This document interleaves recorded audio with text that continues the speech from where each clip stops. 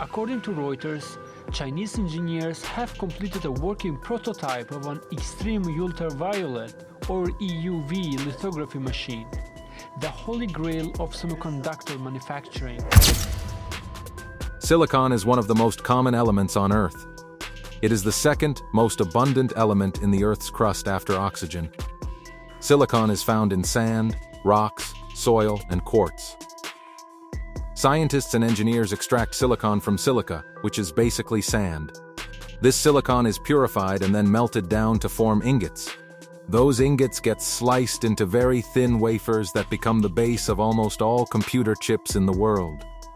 Silicon is useful because it behaves like a semiconductor. A semiconductor is a material that can act like a conductor of electricity or an insulator depending on conditions. That means engineers can control electrical current precisely, which is how transistors on chips switch on and off to represent the zeros and ones of digital data. Without silicon, modern electronics from laptops to phones to data centers would not work the way they do today. Silicon's properties make it stable, reliable, and cheap compared to other materials, and the entire global economy relies on it. Almost every microprocessor, memory chip, and logic device on Earth is built on silicon wafers that came from crushed rock and refined at factories around the world.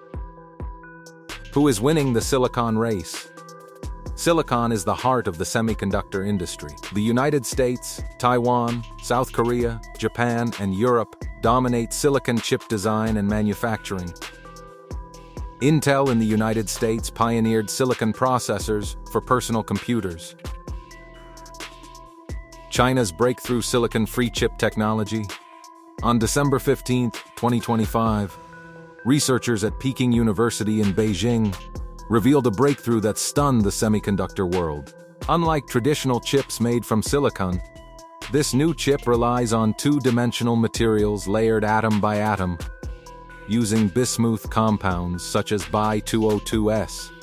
The announcement was made in the university's Microelectronics Research Center during a press briefing attended by over 50 journalists, scientists, and industry experts.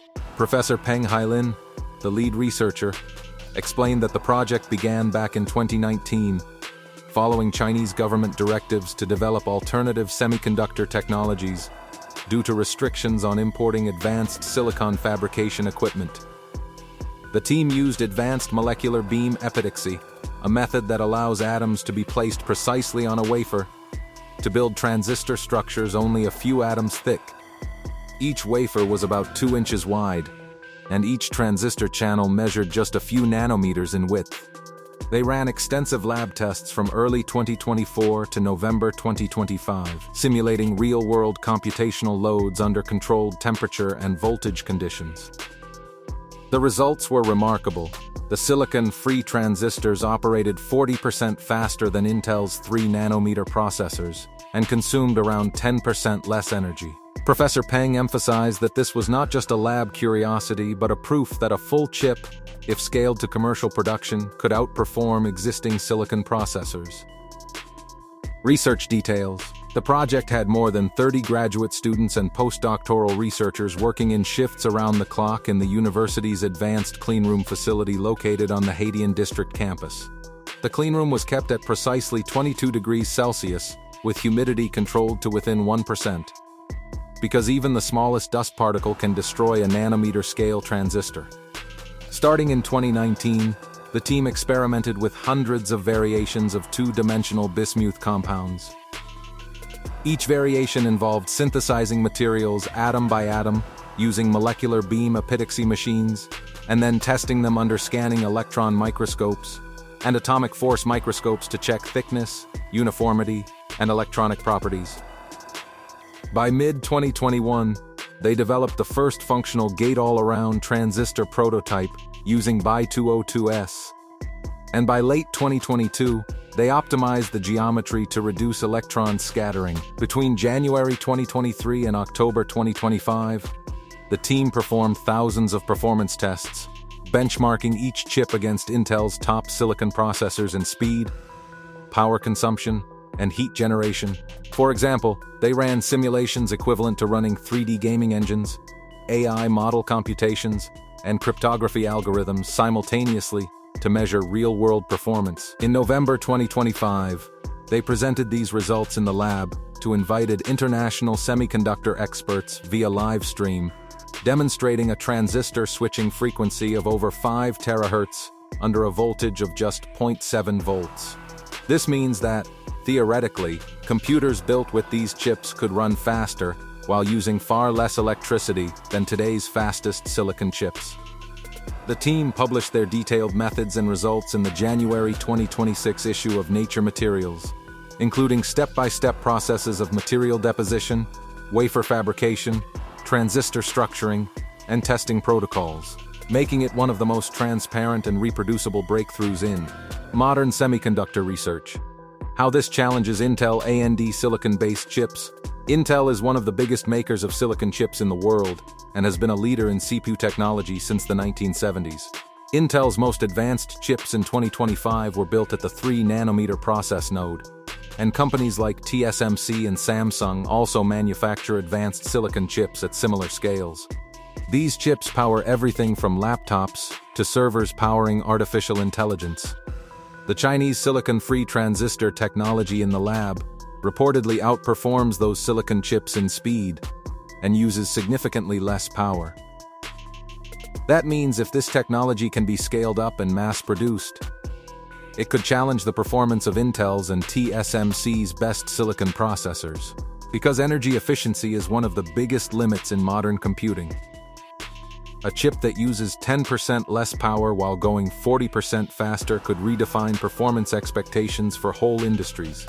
No one has yet produced commercial mass-manufactured chips based on this technology at scale.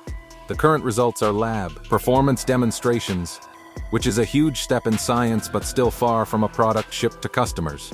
What makes this technology different from silicon? Silicon chips today rely on transistors made by sculpting extremely tiny features into silicon wafers. These transistors switch electrical current on and off by controlling electrons moving through silicon. As engineers push to smaller scales below 3 nanometers, electrons leak more and heat increases, causing physical limits to performance gains. The new silicon-free transistor replaces the silicon substrate entirely with two-dimensional materials grown atom by atom on special wafers. Because these materials are only a few atoms thick, electrons travel with less scattering and resistance. The gate-all-around design surrounds the transistor channel entirely, giving better control of the current and reducing energy loss. That matters because it boosts speed and lowers power consumption. This approach tackles the physical barriers that silicon faces and could open a new era of post-silicon semiconductors. What China's government and geopolitics mean for this chip? China's pursuit of silicon-free chips reflects broader strategic pressure.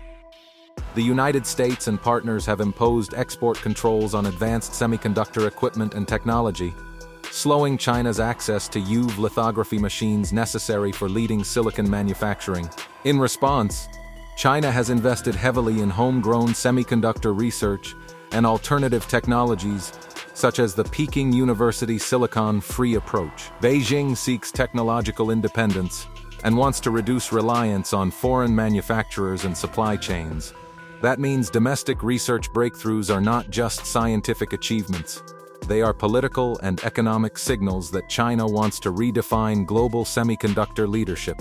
The government has tied semiconductor success to national security and long-term economic resilience. Shanghai and Beijing have funded laboratories, startups, and university research to accelerate alternative chip technologies. This silicon-free development fits into that broader pattern of strategic technology prioritization. When this technology could really matter in commercial chips.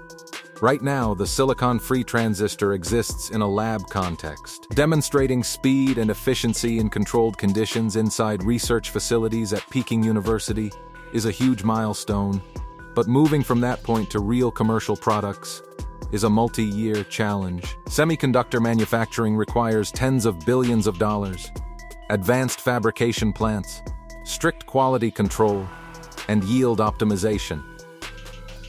China still must build or acquire advanced fabrication equipment, material supply chains, and qualified engineers to scale this technology into chips used in computers, AI servers, phones, and industrial systems.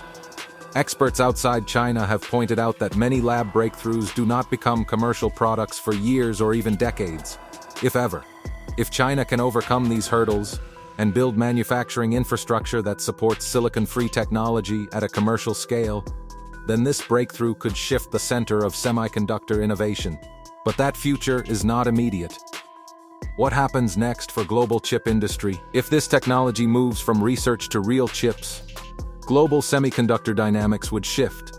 Intel, TSMC, Samsung, and others would have to rethink their reliance on silicon. Companies may accelerate research into new materials too. Governments would update policies around export controls, intellectual property, and supply chains. China would signal to the world that it can innovate at the frontier even under restrictions. But the battle is not won yet. Commercial viability, manufacturing cost, thermal management, and ecosystem support remain huge challenges. How quickly and whether China or others can translate this silicon-free chip into products will determine the future of computing. So there you have it. China just showed the world that silicon isn't the only path forward in chips. This lab breakthrough could change everything from computers to AI to how energy is used in tech. The question now is who will actually make it real and how fast. One thing is clear: the race for the next generation of chips is heating up, and it is only getting more intense. Stay tuned, because what happens next could rewrite the rules of computing as we know it. Until then, stay curious and stay safe.